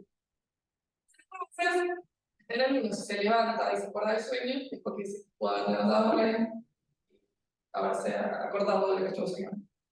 Es como una cosa que puede llegar a suceder como no. Y si uno se levanta más en sueño profundo, es cuando se levanta como pesado y que no se tendría que agarrar todo. Estas apps que existen para levantarte en el mismo momento, trata de calcular y pegar la REM, o una fase un poquito más ligera, podemos decir, y no tanto el sueño profundo. El sueño profundo es la siesta de 1 hora y media que te clavaste, te levantaste en fase 4 y querés matar a todo el mundo porque estás más cansado de comer tu carne. Y por eso también la recomendación de las siestas de 15 a 40 minutos, para no llegar a... En general también, si pasás el ciclo de sueño, no llegues a la fase profunda, y si llegas pasadas, es lo que te dice. Entonces, por eso es la recomendación. También te puedes hacer el sueño profundo y estar bien, o sea, depende de tu ligereza y tu capacidad de despertar. En realidad, el hipnograma es así, no es el ideal que existe, y es que las personas en el mío se levantan, se saltan fases, se mueven, entonces hacemos otra clasificación que acá no está, pero ahí tenemos fases que hoy dicen, esto es fase 2, fase 2, pero se movió. Entonces hay que marcarlo. Entonces también puntuamos eso. O esto no tengo ni idea, que venía de fase 2 y ahora está en fase 3, y toda esta hoja está la persona movida, ni idea de eso. Entonces eso también se marca. Y hay reglas para seguir eso. Si venía de una fase y va a otra, por lo menos tiene que estar 2 minutos en una fase, todo un sistema de reglas muy importante. Y Redscafe, que es el de la frase que dice hoy, es el involucrado y el culpable de este scoring, con Calix, que es otro alemán, que hicieron todo el método de scoring, nosotros hicimos en el lab. Pero fíjense que aunque esto sea más real, sí es la parte de la primera parte con más sueño profundo y la segunda parte. Estos eventos que les digo que aparecen, que me dan la indicación de que alguien está dormido, es este pastito que se ve de repente, que fue lo más parecido a un screen que encontré, que se llaman spindles o buzón del sueño, está relacionado a ciertos procesos de memoria. Estos complejos K, yo hice mi tesis de grado con respecto a estos eventos. Estos son muy fáciles de ver, es más, estos son más fáciles, pero hay gente que tiene menos de estos, más de estos. Y están los dos en la misma fase, aparecen en la fase 2. Y eso es una vez dice, la persona se volvió. Cuento la cantidad de eventos. Y son fáciles de ver en el. Después están las ondas lentas, que en acá hay muchas. La forma de decir una onda lenta del PCP y también acá depende de lo que esté evaluando, también eso hay una forma de etiquetado, se llama. Y por último, no es un evento característico, pero es importante tenerlo, que es un pasto distinto al que veníamos. Y este tipo de pasto está relacionado a los ritmos alfas, que es un ritmo cerebral. Ahora vamos a hablar de eso, pero es muy fácil de ver y eso es lo que capaz me dice a esta persona que está en fase 1, con el rollo de ojos que le dije que los ojos se ponen muy lentos. Así que eso es lo que caracteriza. Y acá hay algo, que es lo primero que vamos a ver, que es la magnitud del eje. La magnitud del eje ahí tiene una U y un B, o sea, microvoltios, pero cuando hablamos de potenciales de acción, hablamos de milivoltios. Y si nosotros tenemos un potencial de acción de milivoltios, como puede ser que yo esté registrando algo con 3 o 2 ceros, 3 ceros desplazados a la izquierda. Bueno, lo que pasa de esta dispersión de energía que está pasando, porque estoy teniendo lo mismo, lo primero es que no estoy midiendo potenciales de acción, estoy midiendo la actividad posináptica, como si era lo mismo, el potencial de acción interna de una neurona, y por segundo tenemos un montón de capas entre lo que está pasando y lo que voy a terminar registrando. Así que hay mucha disipación de energía. Así que por eso la magnitud que vamos a evaluar en cualquier eje, pero por eso fotografía también, es microvoltios. Y en sueño vamos a hablar de amplitudes mucho más grandes que en vigilia. En vigilia podemos rondar los 10, 15 microvoltios, en sueño podemos tener ondas de hasta 100 microvoltios. Y la bibliografía te puede decir 300 mPa, por ejemplo, no sé, pero a veces 300. Así que es mucho más grande todo. Bueno, ahora sigue el último, el cómo, pero hacemos realmente un procesamiento de esto, de este evento, de esta actividad, cómo es realmente lo cuantifico. Hay muchas formas de procesar a las señales, y las divisiones clásicas de los libros nos habla de evaluar la señal en tiempo, o sea, ver cómo se estructura en tiempo, cómo se estructura en frecuencia, pensando en el que de hoy, en lo que vamos a ver de cuán lento rápido es de tiempo, y también espacialmente, porque como ponemos muchos electrodos, estamos viendo a muchas neuronas a de distintos puntos, entonces espacialmente también tenemos una resolución y una forma de ver. Ya que les detallo un montón de ejemplos de cosas que se pueden hacer, si vamos a lo temporal, puedo agarrar y decir, bueno, tengo muchas, puedo hacer un promedio de canales, estoy eliminando cosas, viendo qué más en todos, y veo la actividad. Entonces no es más que agarrar sus canales y los divido por canales. Es una forma de procesar. Y se hace bastante, o sea, se hace, no sé bastante, pero se le llama canal virtual y trabaja con un canal. Es que tenemos muchos electrodos, cada uno representa un canal. Entonces, si tengo que presentar algo para un canal y encima repetir uno de los 64 electrodos que puse, digo, a veces hay papers que presentan esto del canal virtual, que es el promedio de canales por lo menos en zonas, como para manejar la misma lista. Bueno, recuerden que sobre las cuentas que se trata de eso, eliminar eventos que no son de interés, como sean ruido o artefactos. Y después, bueno, evaluar o los event related potentials. No voy a hablar mucho en esto, pero eso sí se ve en tiempo. Un potencial evocado llama un estímulo y se ve que en el cerebro una cantidad de milisegundos específicos estudiado, hay un pico. Active un impulso de muchas neuronas al mismo tiempo. Como se hacen esos estudios despiertos, tenés que hacer muchos trials, muchas veces repetir este estímulo y ver la respuesta de la actividad, pero mediar todos estos y hay que recién ves la actividad. Esa es una forma de hablar, obviamente en sueño, si hacemos una especie de potencial evocado, se ve muy fácil. Es una forma de poner al cerebro, si la reconocemos nosotros, que genera un estímulo y el potencial evocado se ve mucho más fácil. Yo les dije antes en la extinción del sueño que no hacemos respuesta a estímulos externos, pero nuestros sentidos sí, al despierto, pues podemos jugar en el sueño activar sentidos y generar algunos potenciales. El complejo acá que yo les conté hoy, que es el que trabajé en mi tesis de grado, viene por el lado de los potenciales evocados. Hay autores que lo presentan más por ese lado, hay autores que dicen no son ondas lentas, ahí están todos peleándose qué puede llegar a ser. En general, uno ve que tiene, si uno está en fase 2 y en la cuarta en general, a veces tira un poco, porque a veces está relacionado con un estímulo sonoro muchas veces. Así que había algo más. Pero para entender un poco de qué es lo que va a evaluar en tiempo cualquier señal de eje, lo que tengo que sí o sí decir es que el eje va a ser la suma de segmentos consecutivos de longitud variable y estacionarios. Esto de estacionarios es un concepto probabilístico, estocástico en realidad, específico que se le va a dar la señal para aplicar matemáticas. O sea, si yo la transformo en Fourier, tengo que decir, bueno, pero la señal no cambia en medida del tiempo, su varianza de la mucha, que hacen un montón de similitudes para decir que puedo hacer la transformación de Fourier. Entonces tenemos que asegurarnos eso. Una forma de asegurarnos es recortar la señal y poner esa parte. Después hacer la matemática en el transformación. Entonces por eso partimos al eje en segmentos consecutivos de longitud variable y estacionaria. Entonces, lo que hago es recortar el mínimo. Si yo les dije, los chicos cuando se sentaban a hacer el core ya veían 30 segundos. Y es como estacionar al ojo la señal, podríamos decirlo.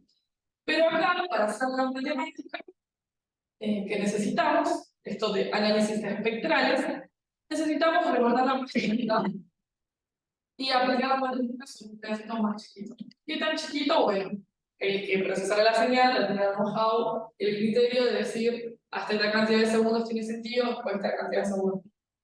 La bibliografía dice que hasta 8 segundos podemos considerar una señal estacionaria. El sueño, un poquito más lento, la estacionalidad se nos está un poco sin querer por la actividad sincrónica que tiene el cerebro, así que puede manejar longitudes más grandes. Pero en vigilia se trabaja hasta 8 segundos.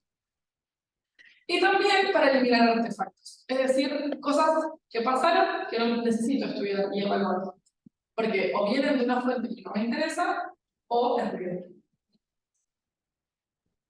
Entonces, Por preguntar el chat, todo eso subía esto. se lo paso. Bien. Los artefactos. Los artefactos es como para hacerlo genérico, pero en realidad lo que queremos eliminar es el concepto ruido. O sea, lo que quiero evaluar. O sea, si yo analizo esta hoja de 30 segundos que ven acá, no tengo que contar, claro que alguien se movió y es una hoja perdida. Entonces, elimino los 30 segundos. Pero después tengo esta hoja de 30 segundos y solamente tengo un movimiento en esta parte. Entonces, no quiero dejar tanto la hoja porque tengo más de la mitad de información, o sea, más de 15 minutos de información. Entonces, lo que hacemos es encontrar estas mini épocas, o sea, puedo eliminar una 30 segundos enteros y tengo que hacer un análisis o agarrar un pedacito y partir a todas las señales un pedacito y uno de los pedacitos chicos eliminarla para no. Así que la primera es por eso. A veces hay artefactos, y acá lo meto el tema, no me quiero meter, pero por ejemplo, no quiero meter eso porque más tedioso, pero yo les dije que ponemos electrodos hasta la crédito, y que tenemos cerca, que hasta me preguntaron la posibilidad de los ojos. El ojo se ve muy claro y hasta tiene amplitudes muy fuertes, muy grandes, con respecto a la actividad que ocurre en la corteza cortal, en la parte frontal del cerebro, en la corteza frontal. Es como, siempre me pasa eso. Entonces, se me va a meter un artefacto que se lo. Y a veces tiene una frecuencia muy similar a la que me está pasando. O no se tiene en este momento, pero se me mide, que no sabemos se ve y hay que sacarla. Ahora les voy a contar algunas técnicas que pueden servir, pero hay otras técnicas que son muy interesantes que tienen que ver con esto de los micrófonos. Si en esta sala estamos todos hablando de que hay un micrófono en el medio, en cada esquina, más o menos los que no quiero escuchar, estoy identificando en cada fuente, más si tengo un micrófono por persona y ir sacándolos a los que no quiero y quedarme con la persona que está hablando. Esas son técnicas matemáticas un poquito más complejas que a veces se utilizan. No me voy a meter en ese tema, pero sí voy a incluir ese tipo de artefactos se puede eliminar así y con técnicas matemáticas más avanzadas. Bueno, si quiero eliminarlas, lo puedo hacer directamente al tiempo. Después, acá les traje un ejemplo porque fue la imagen que encontré, que existe esto llamado ruido de deriva, ruido de línea de base, que es que la señal, en tiempo, yo sé que tiene una actividad del CG, del QRZ que va sucediendo, y sabemos que pasa en cada. Pero a veces, en realidad, uno si no hace nada, obtiene algo así. Y lo que está de fondo, que es esta línea de base que va sucediendo, no es de interés, y le quiero limitar. En el eje, como es algo que hacemos durante mucho tiempo, si uno grafica apenas obtiene el eje, va a obtener que se va yendo. Se llama ruido de deriva, se va yendo. Entonces, lo que tengo que hacer es primero bajar el eje en una línea y evaluarlo. Entonces, lo primero que tengo que eliminar sí o sí es la línea de base. Que las técnicas son, por ejemplo, ir encontrando por segmentitos la media, y siempre la resta la media, porque voy bajando segmentos. En este caso se hizo eso, de la media. Después, si voy a la ecuación, empezar a ver que realmente rápido son las señales, puedo hacer muchas cosas y me voy a quedar con las primeras, con todas las primeras menos coherencia, porque después les explicar eso. Vamos a hablar de filtros, algo que les agregar, que es un filtro, obviamente, y vamos a hablar de qué se deriva todo eso. Filtrar una señal no es más que hacer una magia matemática. Y me sacó cosas que no quería, y en general está relacionado con cosas rápidas y cosas lentas, y yo me quedé con lo que quise determinar cierta rapidez y lentitud. Esa matemática se llama convolución entre dos señales. Es esta cosita que ven por acá. Y encima también la vemos en discreto. Las ecuaciones las pongo porque soy ingeniera en un grado pues no tendría que hacer nada. Pero no es más que hacer, pasar a mi señal por una caja negra que estoy haciendo y la veo también más limpia. Por lo menos limpia como yo quiero. No sé si me explica, porque la limpieza se nos determina mucho. Ahí, bien. Les traigo ejemplo de cómo funciona la convolución. Si yo convoluciono una señal cuadrada con una señal triangular, es así, ¿no? No la debo convolucionar f por g, que es que por f muchas veces, entonces lo que voy obteniendo es eso. O sea, muchas veces es lo mismo resultado, es lo mismo por los criterios, pero lo que va a ir sucediendo es que las señales se van a ir como sacando fotos, o sea, agarro a las dos señales, las superpongo un poquito, hago una cuenta matemática, las superpongo un poquito, y así. Entonces me voy a quedar como filtré a una triangular por una cuadrada, la cuadrada de 16, y una triangular por la cuadrada, la cuadrada por 16, y otra la triangular 16 por 13. Entonces como que le damos la forma que queremos. Con los filtros sucede algo parecido, y lo que vamos a hacer es quedarnos con cierto rango de frecuencias que yo quiero. Entonces empiezan estos conceptos de filtro más abajo, filtro más alto, filtro más abajo, filtro más abajo. ¿Qué habla de estas bandas que se repiten tanto? De con qué me voy a quedar o con qué voy a rechazar según el valor. Entonces, un filtro más abajo, paso todo hasta una frecuencia. Rechazo el valor. Un filtro más alto, rechazo todo hasta cierta frecuencia y dejo pasar lo que sea. Entonces, paso cosas altas, paso más cosas bajas, lentas. En el pasabanda es la combinación de los dos, en el sentido de que rechazas desde otro punto, dejas pasar y empiezas a rechazar desde otro punto. Y en el rechaza banda, al revés, paso todo y por un momento rechazo y después lo sigo pasando. Y esta configuración de cómo se forman los filtros, cómo los convolucionó, bueno, procesamiento de señales biomédicas, cuarto año de ingeniería, de ITMA, así que ahí me explico todo, pero ahí hasta acá intentamos ese concepto. Les vengo a decir que lo que nosotros hacemos es generar pasabandas entre medio hertz, sí, 0,5 Hz y 35 o 90, depende del estudio Hz. Entonces, algo que sea más lento que menos de 2 puntos, perdón, un punto cada 2 segundos es lo máximo que interesa, no se la simplificamos por los parámetros de segundos, hasta una oscilación que tenga 35 puntos, 35 oscilaciones en un segundo. Así que esos son los rangos de cosas que quiero hablar de rapidez y lentitud. Lo rápido lo voy a ver en un tren, porque lo dije que es más rápido y pasan cosas más rápidas. Lo lento sucede más que nada en las más lentas que el y el rechazo de la boca, vamos a ir a lo porque quiero que se lo usar, tanto en hablar porque no vamos a hacer. Algunos se lo un pedacito de la sistema. Por ejemplo, no sé, les voy a traer el mejor ejemplo que les tendría que hacer de 49 a 51 Hz. No quiere esa información. Se supone. No tengo por qué saber, obvio que sabemos muy bien nuestra. Nosotros, cuando conectamos cualquier cosa a la red eléctrica, ¿qué tipo de corriente nos estamos teniendo? Alterna. La corriente alterna es un tipo de corriente que oscila y tiene funciones altas. Y si yo echo un equipo de corriente alterna, me da funciones altas. Entonces, ¿y cuáles funciones altas? 50 Hz. 60 si estamos en Estados Unidos. Entonces, cuando veo una señal, de repente veo que tiene un pico en 50. Y no tiene sentido, porque el eje, el sueño de onda lenta es que hace este pico en 50.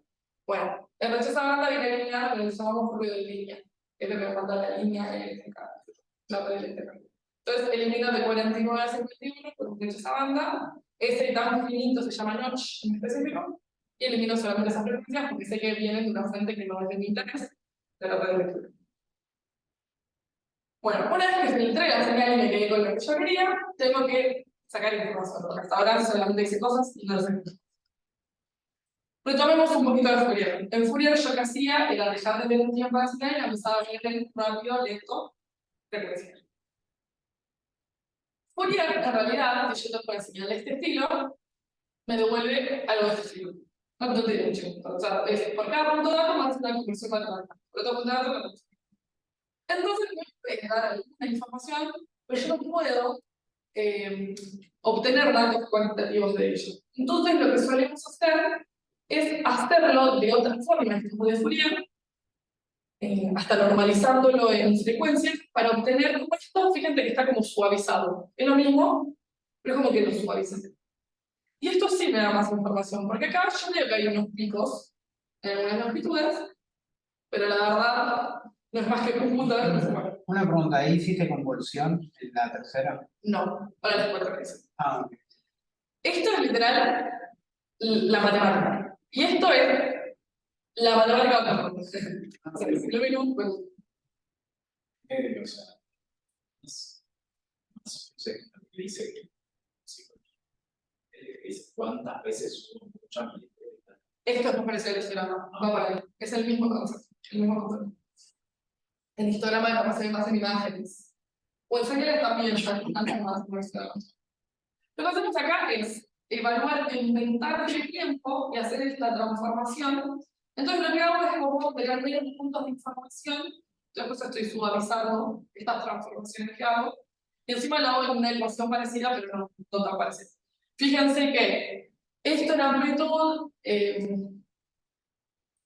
bueno, la unidad serían los voltios, por ejemplo, sería la unidad magnética, pero acá vamos a hablar de energía, de potencia.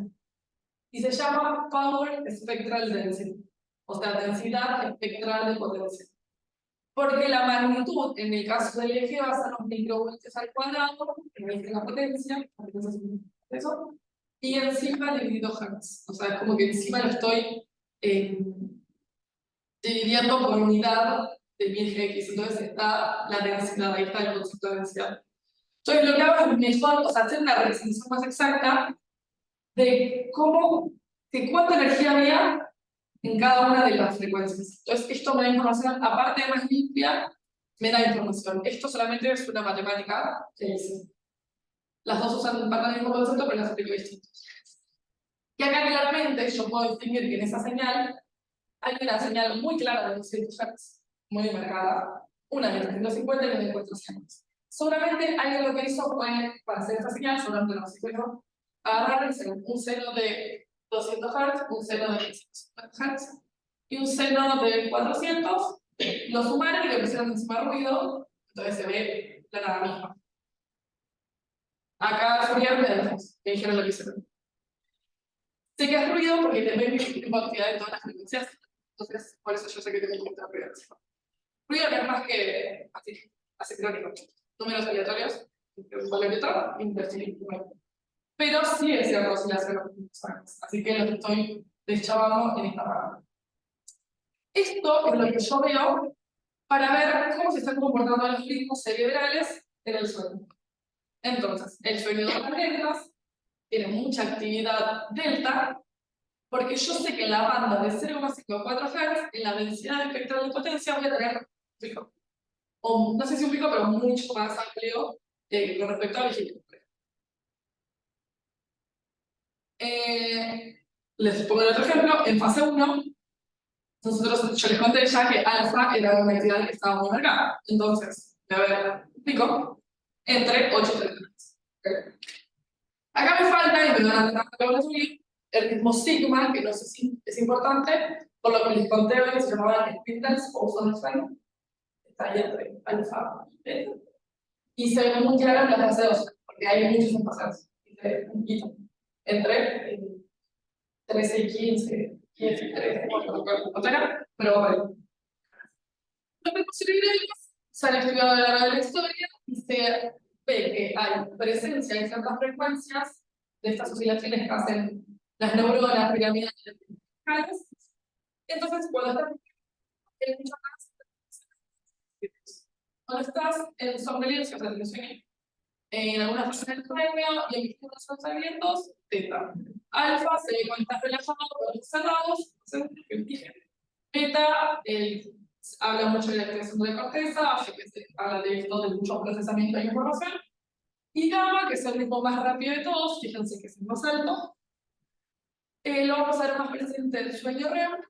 Y lo que nos está avisando también es que hay mucha información de corteza, mucho procesamiento de la información de corteza. O sea, está muy activada el polo cortical, entonces veo las neuronas están disparando mucho más. ¿Se acuerdan que yo les conté que necesitábamos un equipo que por lo menos me tome 200 puntos de datos por segundo? Porque me interesaba hasta 100 Hz ver las neuronas que funcionaban. Y gamma llega hasta 64.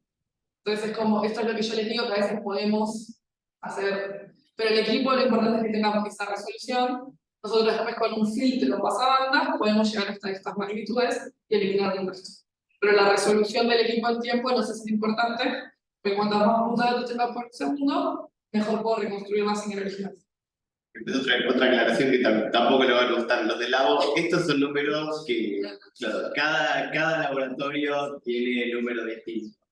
Siempre el orden se respeta, pero a veces delta te va a decir entre 0, 5 y 5, y theta entre 5 y 10, y alfa entre 10 y 15. Siempre. Porque es muy arbitrario decir, hasta 4 es delta. Si el 4,5 sería bien usado, o sea, es una forma de definir bandas y analizar la información. Entonces, lo que hago es ver en esa parte, por ejemplo, el área bajo los grupos. O sea, veo cuánta área hay, y eso es un punto de datos que me ayuda a ver cuánto de este ritmo hay. Entonces, esa es la información que sacamos de procesar las.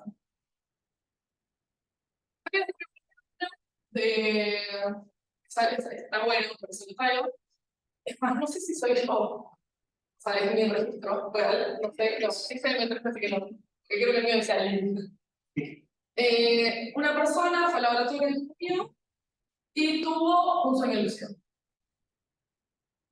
Esto es algo bastante que se está viendo en los sueños lúcidos. Esto es del paper de la licenciada Elena Pelto, que es el laboratorio. Este análisis lo voy a hacerlo yo porque soy laboratorio para hacer esto. Ella es la encargada ella es psicóloga y hace todos los estudios que tienen que ver con falsos despertares, sueños lúcidos, los sueños raros, te digo yo. Y lo que yo observo en esta persona este es el PSD, el Power Spectral Density, eso que les conté acá, era eso mismo gráfico, de una persona, y el rosa es que está teniendo el sueño lúcido, el celeste es que está despierto, y el rojo es que está abajo. Entonces, fíjense que la actividad de cuando tuve el sueño lúcido fue distinta a los otros estados. Con el tema de sueño lúcido no me quiero meter, mi doctorado en principio se va a hacer eso, pero me quiero meter igual. Pero lo que pasa es que está hablando mucho de estados de conciencia. Y cuantificar eso, o sea, un psicólogo puede dar un estado de conciencia y a partir del relato que hace una persona que dice sueño lúcido, decir si esta persona está bien despierta en el dormido, podría estar en otro estado de conciencia. Bueno, la matemática y la ingeniería nos demuestra que también, o sea, la energía que hay de esa persona, en esos sueños, en su actividad neuronal, es distinta a los otros estados. Lo primero que nos va a llamar la atención es este pico acá. ¿En dónde está? En 50 Hz. Yo que les dije al ruido. Tuvimos que eliminar eso, hay que sacarlo porque el ruido de línea, entonces eso se elimina otro sábado. En general no nos afecta porque es una línea, porque el sueño lo evaluamos hasta el 35, pero en sueños lúcidos es importante ver gamma entero, y gamma entero pues, es todo esto. O sea, es esta parte y esta parte, si me lo dividimos en gamma bajo y gamma alta. Entonces, los 50 Hz PM sabemos que es información que es peor. Nere hizo esto con sueños lúcidos, falsos despertares, y se veían actividades distintas y lo presentó en un congreso y está ahora adquiriendo papers respecto al tema. Y hay mucha evidencia respecto al tema, y hasta a veces se ve, más que nada con las parálisis, que es un estado entre el estar despierto y el estar dormido. ¿Y qué relatan las personas que tienen parálisis? Están dormidas, pero no se pueden mover. ¿Se acuerdan que les conté que en REM el EMG lo veíamos nulo? Hay una especie de atonía muscular o una parálisis que tenemos fisiológica, reversible, solamente que estamos. Las personas que suelen tener sueños con este tipo de experiencias relatan que están paralizadas y la parálisis existe, es verdad, hasta lo registramos y la personas sin tenerlo, y esto mismo se ve. O sea, en el EMG es eso, la persona no tiene actividad, ellos te relatan, se veían en el cuarto y no se pueden mover. Y bueno, lo de no poder tomar vida, sí. Eso tiene que ver con algo básico. Es muy específico. No sé si mi idea, la parte real neurofisiológica, yo veo señales reales. Pero lo que sí les puedo contar Veo líneas. es que vemos energía entre estar despiertos y dormidos. Entonces podemos decir, el cerebro los comportamientos que y están en las personas que se relatan que sí. Está despierto, en el cerebro yo estaba despierto, pero mi cuerpo no, bueno, estás en el medio, te crees en el medio. Es mucho más complejo que eso, se suma así en lo que podemos llegar a ver. No hacen este tipo de estudios en meditaciones, ¿no? En el laboratorio no, pero sí hay información. Es bastante. Con la meditación hay un montón. Porque la meditación también llegas a un nivel de actividad eléctrica cerebral sincrónica, que los ritmos están muy presentes, y sí.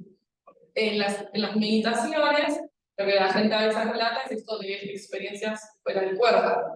Nosotros en el sueño también, ¿no? La gente te relata que se va a dormir y de repente en el sueño se ve acostado y empieza a viajes astrales, otros te dicen, a volar, ir a visitar a su familia, caminar por su casa, se va a la playa. Bueno, la meditación hay gente que relata lo parecido, y lo interesante de todo esto es que puede parecer re flashero porque se está flasheando, pero no, alguien en Tailandia que entonces como esto está pasando y no es esquizofrénica la persona, realmente está pasando.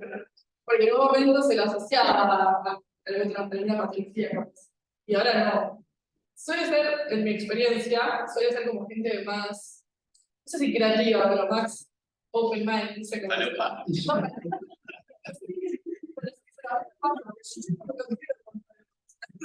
decirlo. Y por ejemplo, la gente que sufre y eso se hace. Digo, De sueño, sí. sé que lo único que voy a decir, y lo voy a decir así, y medio retado me estoy escuchando, sé que hay algunas de este tipo de patologías que pueden estar asociadas a gente que tiene este tipo de cosas. No, porque capaz de estar en un estado, o sea, en un estado, o sea, de la ignorancia. Ni idea, no, ni idea. No sé de qué patologías, y sí, en realidad hay gente que le entrena, o sea, encima hay un entrenamiento de todo esto. Hay gente que dice, no, no tenemos una fascina, y hace todo uno, hace algo, sí, tiene un cacharro. El algo real es predisponerse a tenerlo, e irse, tipo, hoy voy a tener un. O sea, si hoy dije no lo van a tener, lo tienen que entrenar, pero hay como toda una especie de mucha presión de psicología, claramente, de cómo uno se predispone a tener algo. Y las parálisis de sueño, la gente te relata, es cuando estuvo estresado, durmió boca arriba, está muy ansioso, está muy relacionado. Es mucho más grande todo este mundo, así que los doctores de señales que vemos, sí, analizamos este tipo de cosas, y son estados intermedios muy distintos al estar despiertos y dormidos. ¿Alguno acá hace algo con la música? Tipo, bueno, no sé si produce música, me parecería como. Pero alguna vez vio uno de estos terapiitos. Es muy común. el espectrograma es re típico de la música. Acá también lo. ¿Qué es un espectrograma? Esto, pero encima en momentos del tiempo. Entonces, yo a lo largo del tiempo me fijo cómo es este PCD. Entonces puedo ver prácticamente cómo estuvieron las frecuencias activadas en momentos, porque en todo eso que no me sirve, porque eso no se ve todo. Pero si cada 30 segundos si lo hago, puedo ver en qué fase cómo se comportó. Entonces, por ejemplo, en este momento del tiempo que está en negro, este era el PCD, pero si lo hago en todos los momentos del tiempo, tendría un gráfico tridimensional como ven acá. Veo la frecuencia, veo el tiempo, y en colores veo la frecuencia. En realidad, sí, en 2D, y la tercera dimensión me la da el color. Y al lado solemos tener una escala que dice más. Nosotros, esto es lo más cercano que encontré al espectrograma con relación al sueño. En realidad, lo único que hace es la información del espectrograma no está dando, que es el PCD de momento a momento, así caso del espectrograma. Pero si no lo grafica, el espectrograma puede tener similitud con el histograma. O sea, en ciertas fases, uno cuando ve para abajo, hay perdido cosas que en otras fases no. Y la más típica es esta banda que vemos acá, que es la de los usos del sueño. Los usos del sueño aparecen en fase 2, 3 y 4. Y solamente estas bandas están prendidas cuando en el hipnograma aparecen 2, 3 y 4. Entonces, eso estamos relacionados. En este programa aparece silent, que es lo que les digo de que hay un movimiento.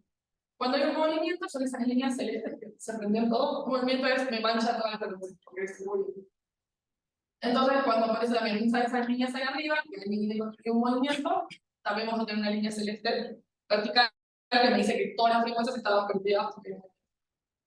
Entonces, por eso el hipnograma, o sea, la relación en qué fase estoy, está muy relacionado con mi PCD, y esta es la manera más clara y visual de mostrarles de por qué el espectrograma, pero en realidad sepan que nos quedamos con el PCD momento a momento y analizamos esto.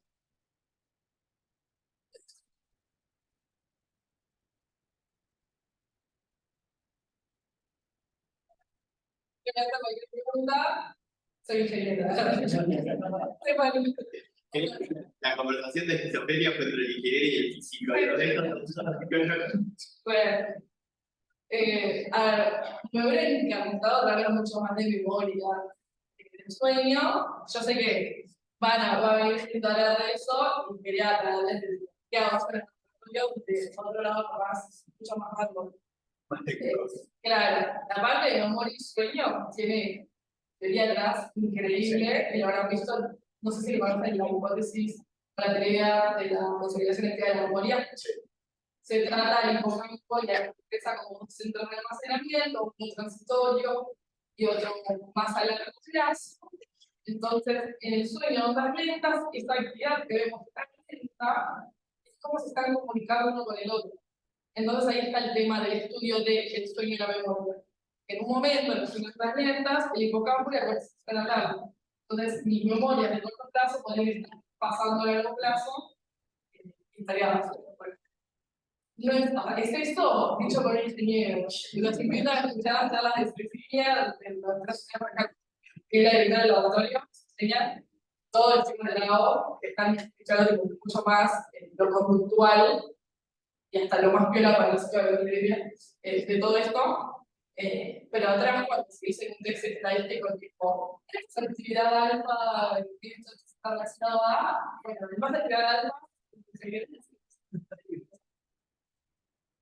bueno, muchas gracias por escucharme y creo que les ayudamos. Si les interesa alguno de esos temas, los sueños malos, les cuento las tres ramas en el lago. La primera rama, bueno, es mi memoria, ya sea en adultos mayores, distintos rangos etarios, lo estamos evaluando, las actividades más interesantes ahora están en el aula, se van a colegios, se hacen siestas, chicos, se evalúa la memoria, luego se le toma la artificial, se le toma eso, se está haciendo balanza viral. Esa es otra área. Malek está estudiando la memoria y la reconsolidación de la memoria, que es otra parte de la responsabilidad, creo que se la analiza y se reconsolida, es otra cosa. Tenemos a Lila que está estudiando el sueño de los mayores. Bueno, y esa sería como extensión más la memoria per se.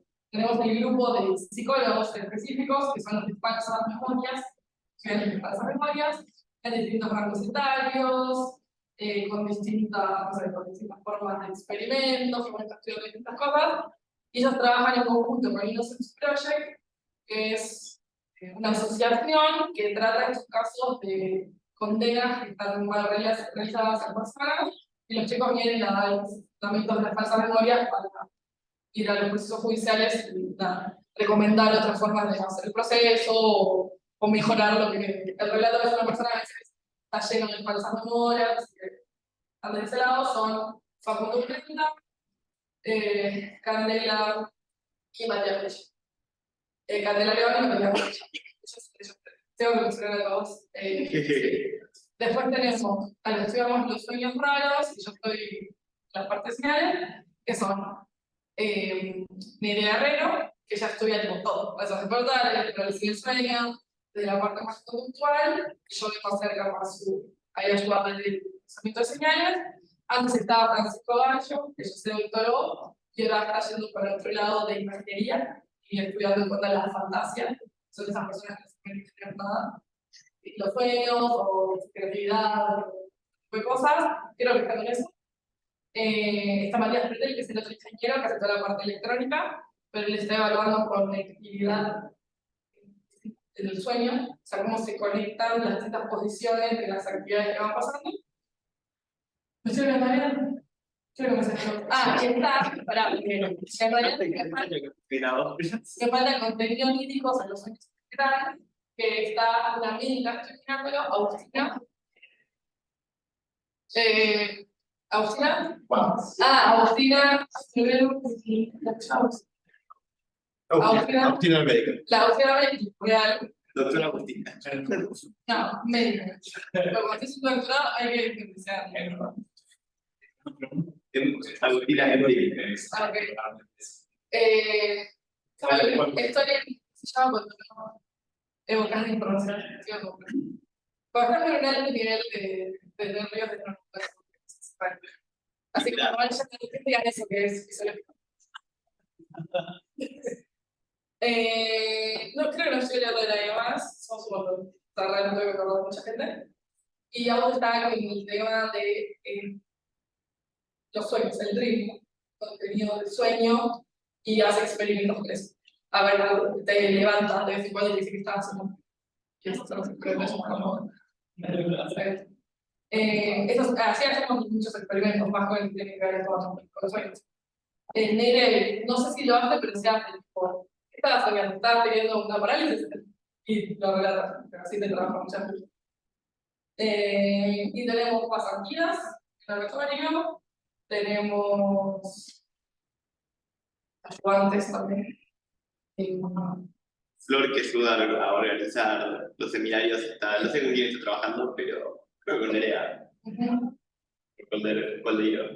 Sí, no, se va pasando, o Malé, no sé. Sí. Creo que puede ser en todos. Como que hablamos muchas cosas del sueño, de la memoria, y eso fuera del sueño. Y después no tan raras, que son sueños normales. Acá pregunta alguien, bueno, nosotros estamos trabajando, estamos interesados en pacientes con Parkinson con trastorno del sueño y sí, estamos trabajando con ellos, ¿tienes alguna info para pasarles? Ok, no. No, una mano de análisis que hacer. A ver, lo sé que yo no soy la fuente bibliográfica de papers, yo solo que la carita del lado y dice, hay un paper que dice que yo no. Sí, la puedo decir, no se cae, bueno, analizo esto de esta forma, pero capaz que esto de tanto. Menos con enfermedades, yo tanto ahí todo lleno. Lo que toco son de los seminarios que hacemos y me quedo con el Parkinson da, tipo, si dormís mal te da el Alzheimer, por eso son papers.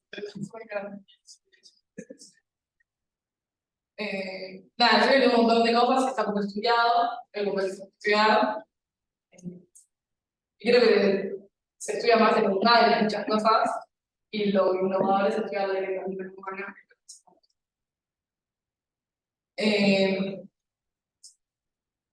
buenísimo. Se le dan una Hay, próxima. hay stickers para los que presentan. Ay, Nada, hay veces que invitamos a gente, investigadores que conocemos, siempre la idea es como mantenerlo local, aunque eventualmente seguramente tengamos que estar afuera, pero hay muchos seminarios también que dan la idea eventualmente de esto que sea autosustentable y que ustedes digan, digo, aunque no sean temas que ustedes investiguen personalmente, está bien que cuesta, yo hago esto, pero la idea de un ciclo de seminario, de un club de lectura, es decir, che, a mí me interesa este tema, o estaba leyendo un paper para un TP y me copó, te lo voy a contar. sí, yo creo que los escenarios es más un paper y se debate, tocar el tema raro, o sea, procesar señales. Entonces, como que hice un resumen de cómo llegar a poder leer un paper y entender qué nos quiere decir. Los papers de procesamiento señales siempre un gol. O sea, es divertido ver en un paper cómo, por qué procesaron y entender el porqué. O sea, si hablaba de un paper de procesamiento de señales, hasta yo me voy a terminar contando. Que son aburridos y nada, o sea, como la herramienta ahora más o menos tiene. Si ven PCB, algo que suena, se va a ver una herramienta, es la idea, tipo, hice el resumen de Sí. Qué lindo, gracias. La verdad, sí. Lo Chelsea. Agustina, lo Chelsea. Tenía que relajarme. Es mi